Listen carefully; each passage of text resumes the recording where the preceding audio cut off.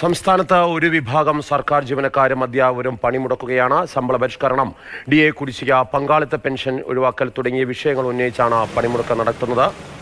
കൊല്ലത്ത് പോലീസ് സമരക്കാരുടെ പന്തൽ പൊളിച്ചു. പലയിടങ്ങളിലും സമരത്തിനെതിരെയുള്ള നടപടികൾ വന്നേക്കാനുള്ള സാധ്യതയുണ്ട്. നമുക്ക് കൊച്ചിയിലേക്ക് പോകാം. ആദ്യം കൊച്ചിയിൽ റിയ ആണ് നമുക്കൊപ്പം ചേരുന്നത്. റിയ, എങ്ങനെ പുരോഗമിക്കുന്നു സമരം? ഇപ്പോൾ പന്തൽ പൊളിക്കുന്ന അടക്കമുള്ള കാര്യങ്ങൾ പോലീസ് അങ്ങനെ നടപടികളിലേക്ക് പോകുന്നുണ്ടോ? അങ്ങനെ ഒരു സാഹചര്യം കൊച്ചിയിലുണ്ടോ?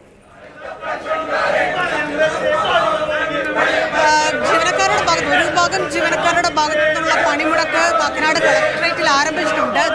CPI സംഘടനയും കോൺഗ്രസ് സംഘടനയുടെയും പ്രതിനിധികൾ കളക്ടറേറ്റിന് മുന്നിൽ മുദ്രാവാക്യ വിളികളുമായി സമരം ആരംഭിക്കുകയും ചെയ്തിട്ടുണ്ട്. സൂചനാ പണിമുടക്കാണ് ഇന്നൊരു ദിവസം. അവർ പ്രധാനമായും മുന്നോട്ട് വെക്കുന്നത് ഈ പെൻഷൻ, പഴയ പെൻഷൻ പുനഃസ്ഥാപിക്കുക, അതോടൊപ്പം തന്നെ ലീവ് സറണ്ടർ മരവിപ്പിച്ച നടപടി പിൻവലിക്കുക, മെഡിസിപ്പ് സർക്കാർ ഏറ്റെടുക്കുക തുടങ്ങിയ കാര്യങ്ങളാണ് പ്രധാനമായും മുന്നോട്ട് വെക്കുന്നത്. അതേസമയം ഒരു ഭാഗം ജീവനക്കാർ കളക്ടറേറ്റിലേക്ക് ജോലിക്കായി എത്തുകയും ചെയ്യുന്നുണ്ട്. പ്രധാനമായും റവന്യൂ വകുപ്പിനെയാണ് ഈ സമരം ബാധിക്കാൻ സാധ്യതയുള്ളത്. അവിടെയാണ് കൂടുതൽ ജീവനക്കാർ, ഈ പണിമുടക്കിൽ പങ്കെടുക്കുന്ന കൂടുതൽ ആളുകളുടെ പങ്കാളിത്തമുള്ളത് റവന്യൂ വകുപ്പിലാണ്. അതുകൊണ്ട് തന്നെ അവരെയൊക്കെ കൂടുതലായി ബാധിക്കാൻ സാധ്യതയുണ്ട്. എന്തായാലും ഒരു 70ഓളം ആളുകൾ ഇപ്പോൾ ജോലിക്ക് കയറിയിട്ടുണ്ട്. അതേസമയം കളക്ടറേറ്റിലെത്തുന്ന ആളുകൾ പുറത്ത് കാത്തു നിൽക്കുകയും ചെയ്യുന്നുണ്ട്. എന്തായാലും മറ്റ് വകുപ്പുകളെ കൂടുതലായി ബാധിക്കാൻ സാധ്യതയില്ല. ഈ സമരത്തിൽ പങ്കെടുക്കുന്നവർ കൂടുതലായി ഉള്ളത് റവന്യൂ അടക്കമുള്ള വകുപ്പുകളായതുകൊണ്ട് തന്നെ ആ വകുപ്പിനെയാണ് കൂടുതൽ ഇത് ബാധിക്കാൻ സാധ്യതയുള്ളത്.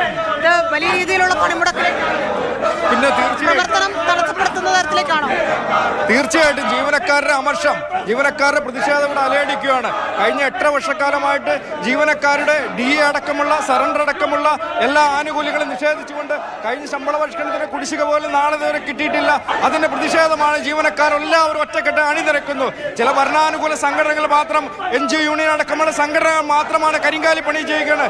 ജീവനക്കാരെ ഒറ്റുകൊടുക്കുകയാണ് അവർ ചെയ്യുന്നത്. ജീവനക്കാരുടെ നിഷേധാത്മക സമീപനമാണ് സർക്കാർ പുലർത്തിക്കൊണ്ടിരിക്കുന്നത്. അതിനെതിരെയുള്ള ശക്തമായ പ്രതിഷേധമാണ് ഇവിടെ അലയടിക്കുന്നത്. ജീവനക്കാർ ഒറ്റക്കെട്ടായിട്ട് ജീവനക്കാരുടെ ആനുകൂല്യ നിഷേധത്തിനെതിരെ പ്രതിഷേധമാണ് ഇവിടെ അലയടിക്കുന്നത്. വകുപ്പിന്റെ പ്രവർത്തനം പൂർണ്ണമായും തടസ്സപ്പെടും. റവന്യൂ വകുപ്പ് അടക്കമുള്ള ചില വകുപ്പുകൾ പൂർണ്ണമായും തടസ്സപ്പെടുന്ന രീതിയിലാണ് കാണുന്നത് സമരം. റവന്യൂ വകുപ്പ്, സിവിൽ സപ്ലൈസ്, അതുപോലെ മൃഗസംരക്ഷണം, ലീഗൽ മെട്രോളജി അടക്കമുള്ള ചില വകുപ്പുകൾ പൂർണ്ണമായ സമരാവസ്ഥയിലേക്കാണ് പോയിക്കൊണ്ടിരിക്കുന്നത്. മറ്റു വകുപ്പുകളുടെയും പ്രവർത്തനം ഭാഗികമായി തടയപ്പെടുന്നുണ്ട്.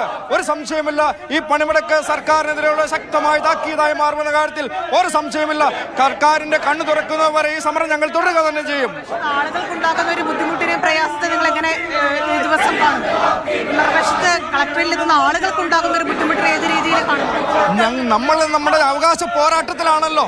നമ്മൾ പല സമരങ്ങൾ നടത്തി, സെക്രട്ടേറിയറ്റ് മാർച്ച് അടക്കം, കളക്ടറേറ്റ് മാർച്ച് അടക്കം, കഴിഞ്ഞ വർഷം ഒരു സൂചനാ പണിമുടക്ക് നടത്തി. അങ്ങനെ പല പണിമുടക്കുകൾ നമ്മൾ നടത്തി.